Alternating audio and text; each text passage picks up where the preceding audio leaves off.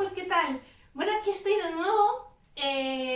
Voy a grabaros unos vídeos sobre filosofía medieval, sobre los dos autores que tenéis que saberos para la EBAU, que son San Agustín y Santo Tomás de Aquino.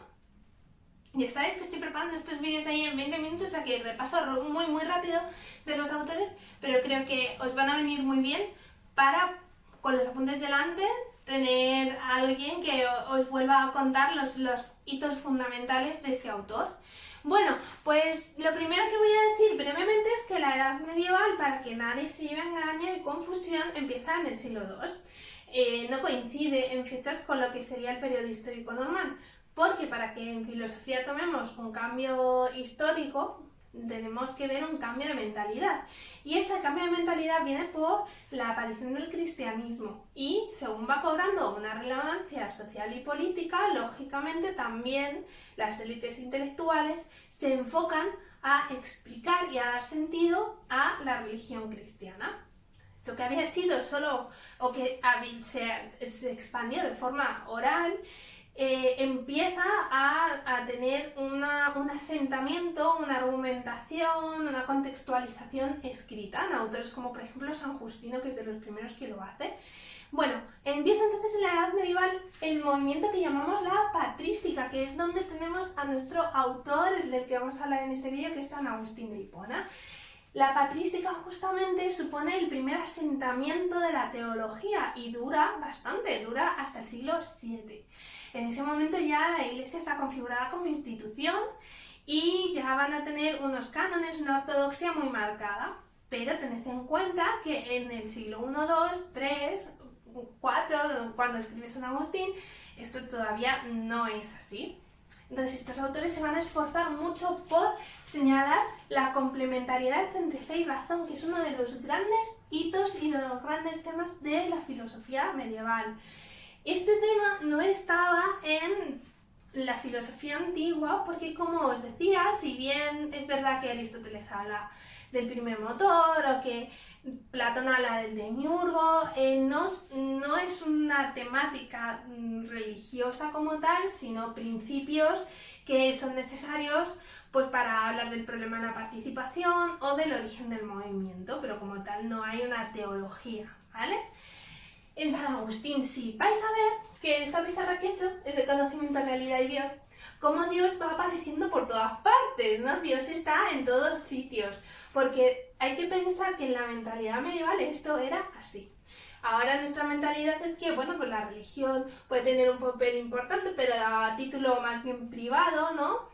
Pero para los autores de la Edad Medieval es algo tremendamente fundamental. Por eso vais a ver que en realidad podríais hacer el problema de Dios en San Agustín plantando todo San Agustín, porque como decía, Dios está en todas partes. Bueno, entonces, cogiendo un poco este hilo de que fe y razón son complementarios, vamos a empezar con el problema del conocimiento y la realidad. Porque lo que hace San Agustín, ya sabéis que San Agustín, os contaba en clase cuando me podía más enrollar sobre estas cosas, ¿no?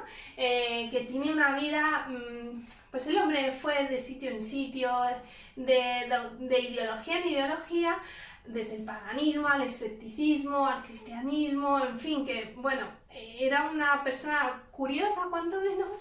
Y entonces lo que San Agustín pensaba al principio es que la religión era algo irracional y él era pagano. Entonces, en la religión cristiana él pensaba que era algo que no cabía en su esquema mental. Y profe, ¿cómo pasa ese señor a ser un santo? Bueno, pues mira, porque al final lo que él piensa es que la filosofía, que él sí que la había leído en la ciencia, ¿no? Que en ese momento van juntas, tiene una aspiración a la verdad. Y lo que él piensa después de leer, de entrar un poco en el pensamiento cristiano, es que también la religión supone una exposición de la verdad. Por tanto, lo que él piensa es que hay un contenido y un objetivo que son comunes. Y entonces, si son comunes, no pueden ser dos cosas tan distintas, ¿no? Ya hay incluso antes de San Agustín los neoplatónicos, que son un poco los primeros en unificar algunas de las ideas cristianas con tesis platónicas. Bueno, pues esto es lo que va a hacer San Agustín también. San Agustín es profundamente platónico, lo vais a ver. Y entonces lo que hace es coger el esquema platónico y aunarlo con la religión. Vale, pues lo que él piensa, lo que piensa San Agustín es que el escepticismo, que en un momento, una etapa de su vida fue escéptico, no tiene sentido de una forma radical en la vida del hombre, pero sí para cuestionar y para pensar cuáles son los límites del conocimiento, etcétera, etcétera. Entonces lo que hace San Agustín, hace un argumento que va a ser muy similar al que luego hará Descartes. Él dice que, lógicamente, nosotros podemos dudar de nuestros contenidos de la conciencia, es decir, que nosotros podemos dudar de que nuestro conocimiento sea certero, de que lo que vemos sea real, no lo sea, pero lo que está claro es que mientras pensamos, dudamos, vivimos, sentimos, está claro que aparece la claridad de la verdad, y es que al menos estamos pensando. Fijaos cómo San Agustín ya hace un argumento que, insisto, del que luego es heredero Descartes, que nunca decimos la parte en que San Agustín ya había hecho bastante por este argumento, ¿no? Entonces, él piensa que existe la verdad, que eso se aparece al entendimiento y que además, cuando yo descubro la verdad, en este caso de mi propia conciencia, de mi existencia, ¿no? Lo que se me aparece es que eso, la verdad, tiene ciertas características, es que es universal, es necesaria, es objetiva. Y esto nos suena mucho a el concepto de la idea platónica. Efectivamente, para San Agustín, igual que para Platón, existen ideas. Las ideas son autónomas, son objetivas, son universales y nosotros descubrimos la verdad pero no la creamos. Por tanto, seguimos en el paradigma en que una idea no es un contenido mental. Vale, entonces lo que dice San Agustín es que nosotros tenemos que alcanzar la verdad, alcanzar las ideas, y para eso propone también un proceso del conocimiento perdón, que es parecido también al que propone Platón. Pasamos de un conocimiento sensible que compartiríamos con los animales y que sería un poco la doxa platónica, a un conocimiento racional inferior que sería la ciencia, o sea, ya un conocimiento certero de la realidad que nos rodea y de cómo funciona, hasta un conocimiento racional superior, que son las ideas, que San Agustín llama modelos o arquetipos, ¿vale? Las ideas para San Agustín son justamente eso, un modelo. ¿Y eso qué significa? Que son aquellos respecto a lo que juzgamos, ¿no? Y en este sentido vuelve a la teoría de la participación, es decir, que lo sensible participa de las ideas, o sea, las ideas son el modelo. Ahora, una cosa muy diferente respecto a Platón es que esas ideas no están en el mundo de las ideas, sino que están en la mente de Dios, ¿vale? Y vamos con ello al problema que también nos ocupaba, que era Dios, ¿no? Vale, lo que dice San Agustín es precisamente que esas ideas están en la mente de Dios y respecto a esas ideas Dios crea el mundo. No pueden ser una realidad separada. Esto lo veíamos en clase y estuvimos mucho debatiéndolo, porque efectivamente el demiurgo platónico era solo una figura de intermediación, ¿no? Estaban las ideas y la realidad sensible, la materia, y entonces hace la materia conforme a las ideas. Dios no está subordinado a la razón, ¿vale? Que sería un poco el caso del demiurgo. Dios es la razón, por lo tanto las ideas están en Dios y a partir de ellas Dios crea, ¿vale? Bueno, luego otra cosa muy importante y diferente con respecto a Platón es que no hay una teoría de la reminiscencia, porque la teoría de la reminiscencia, si os acordáis, nos llevaba precisamente a la idea de que el alma era no solo inmortal, sino que preexistía. Y eso es una herejía, majos, una herejía. No, la cuestión es que el conocimiento es innato y de alguna forma está en nosotros. Dios ha imprimido en nosotros algo, ¿vale? Ya hemos visto, lo veíamos en Platón y lo vamos a ver en todos los autores que proponen el innatismo. Siempre que una idea es innata, tenemos que presuponer una instancia anterior que pone la idea en el ser humano. Y en este caso el que la pone es Dios. Entonces, el conocimiento se da por ese proceso en el que finalmente ahí dice a San Agustín una iluminación, es decir, un conocimiento de las ideas, pero que está mediada por Dios. Es como una lamparita, ¿no? Es como si nos pusieran una lamparita y de repente pudiésemos ver, ¿no? Pues Dios es esa lamparita que hace que podamos ver o podamos alcanzar las ideas. Y profe, ¿qué necesidad había de meter a Dios? Pues ya veis que para San Agustín esto es muy muy importante. Bueno, entonces el conocimiento es innato, pero no hay teoría de la reminiscencia. Muy bien, bueno, pues lo que dice además San Agustín es que hay distintos argumentos para apoyar la existencia de Dios. Lo que pasa es que San Agustín no se mete demasiado en esta cuestión, que sí hará Santo Tomás. Da ciertos argumentos, pues el epistemológico, por ejemplo, como acabamos de ver, del innatismo siempre se deriva que hay una instancia anterior. San Agustín también piensa que todas las culturas han llegado a una idea de Dios, que han llegado a algo común. También piensa que hay un argumento cosmológico, es decir, que necesita un origen, ¿no? Y esto le lleva sin duda a lo que también es particularmente importante en la Edad Media, es la idea de la creación. Dios no es nunca más un primer motor que simplemente da el movimiento. Dios crea el mundo, crea la materia, que para los griegos no, y lo hace de la nada, ¿vale? La creación es ex nihilo, y lo que dice San Agustín es interesante, y es que Dios pone las condiciones necesarias para que se dé la vida, para que se dé todo, y eso son las razones seminales. No lo crea todo tal y como está, sino que la vida se va desarrollando, eso sí, tal y como Dios lo ha pensado.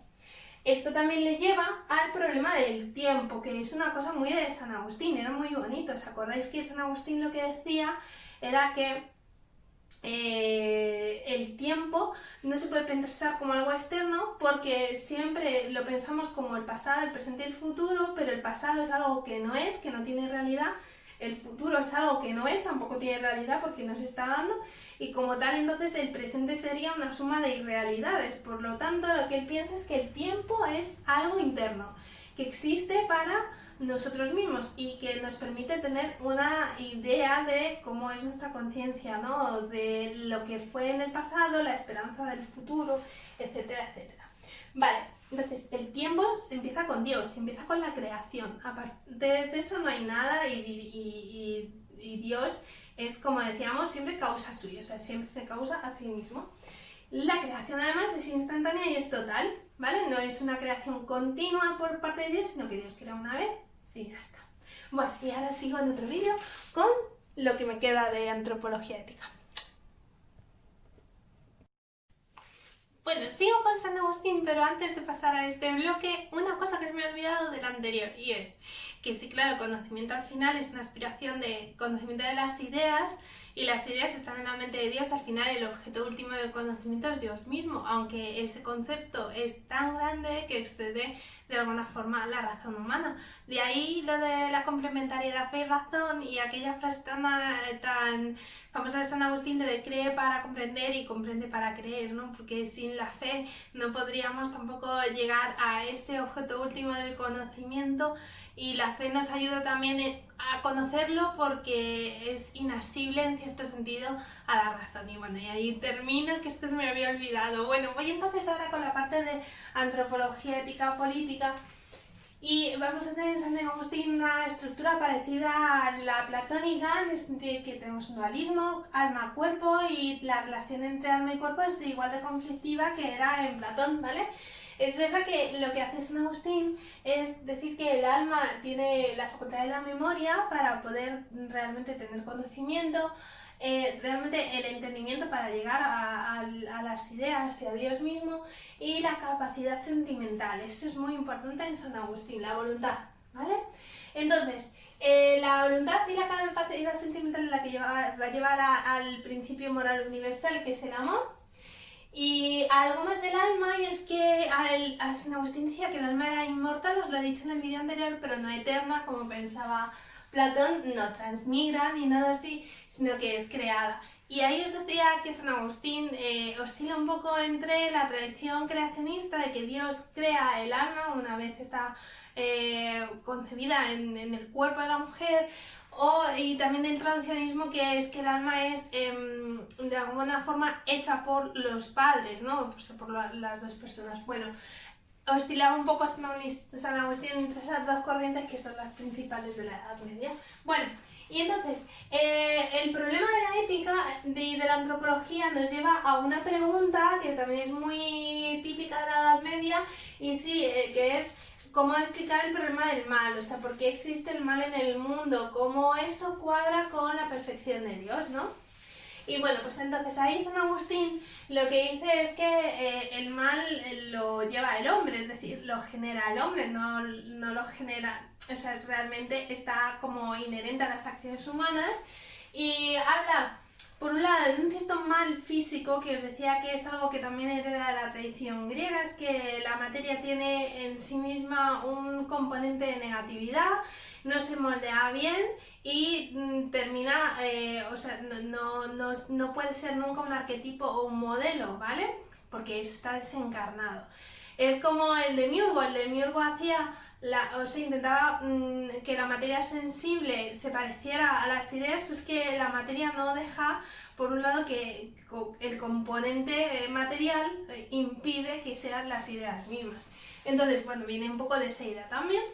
De ahí también los fenómenos de la naturaleza que arrasan con todo, etcétera. En fin, que hay un cierto mal en la propia materia, pero sobre todo el mal moral, que es el que a San Agustín le preocupa, la ética y antropológicamente, viene de la libertad. Y esto es muy, muy, muy importante, es del texto que os tenéis que leer del libre albedrío. Vale, lo que piensa San Agustín es que Dios no nos ha predeterminado a obrar bien o a obrar mal, pero sí es verdad, o sea, lo que sí nos ha dado es una capacidad, que es la capacidad de elegir, o sea, nos ha hecho libres. Es la libertad la que nos hace, o sea, desde la cual nosotros decidimos obrar de una u otra manera, de ahí también que haya un castigo y una recompensa para cada uno. Sí es verdad que de todas maneras él habla de un cierto pecado original que cuadra, claro, con la tradición cristiana, y es de alguna forma esa mancha que ya llevamos inherente y que está sobre todo en el cuerpo, ¿no? En la facultad sensible y en todas las cosas materiales. Por eso, igual que Platón, pues San Agustín piensa que no podemos reducir al ser humano a lo material, porque entonces pues olvidaríamos lo que es propiamente humano, que es aspirar a salir de eso, ¿no? Vale, entonces, lo que sí tiene mucho peso en la filosofía de San Agustín, como ya os he dicho muchas veces, es la gracia, el concepto de la gracia. Entonces, el pecado original está claro que cobra sentido la figura de Cristo, que es el que redime los pecados, pero también cobra sentido el concepto de la gracia. La gracia es un don que da Dios para que uno pueda obrar bien, rectamente, ¿no? Para eso ya tiene que haber una predisposición del espíritu. Os decía, para entender el concepto de la gracia, que es como cuando un alumno se esfuerza y tal, y el profesor le da un empujoncillo, ¿no? Dice, venga, el 4,5 que sea un 5, ¿no? Para de alguna forma encaminar, ¿no? Pero ya hay una predisposición del alumno a hacer las cosas bien. Pues es un poco la misma idea, pero con Dios. Hay una predisposición del alma a orar bien, pero Dios nos da el don de la gracia para que actuemos de forma verdaderamente libre, es decir, conforme a la gracia de Dios rectamente, ¿vale?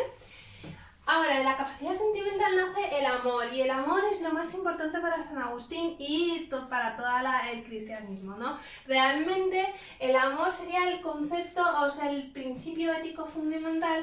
Dios ya crea por amor, Dios no es un primer motor que solo piensa, sino que Dios quiere a la creación, no se desvincula de ella. Entonces hay un amor de Dios por la creación, del ser humano por Dios y del ser humano por los demás. Y eso es lo que le lleva a hablar a San Agustín del Ordo Amoris, que es la jerarquía de los valores que viene precisamente del amor por el otro, de la empatía y de la capacidad de amar al otro por encima de nuestro propio yo, ¿no? De ahí que hable de un amor ordenado y de un amor desordenado, una jerarquía de valores correcta y de una que no lo es y sería inmoral. Entonces el amor impulsa al ser humano a la virtud, y eso a la vez nos impulsa a la felicidad. Hay una coincidencia, como en los antiguos, como en los griegos, entre conocimiento, moral y felicidad, ¿vale? Coinciden. Bueno, y este concepto del ordo amoris, del amor ordenado y desordenado, le lleva a San Agustín a hablar en uno de sus obras más famosas, que es La ciudad de Dios, de una teoría política pues muy controvertida, muy importante en el transcurso de la Edad Media. Y ahí dice San Agustín que igual que hay dos tipos de amor, hay como dos tipos de ciudad, ¿no? Que es, metafóricamente hablando, la ciudad de Dios y la ciudad terrenal. La ciudad de Dios se corresponde con la Iglesia y la terrenal en ese momento con Roma. Entonces él piensa que Roma realmente tiene todos unos valores que son malos, que están corruptos, ¿no? Está basada en la codicia, en el egoísmo, en la destrucción, etc. Mientras que la Iglesia sí que tendría los valores correctos del amor a Dios, amor al prójimo, etc.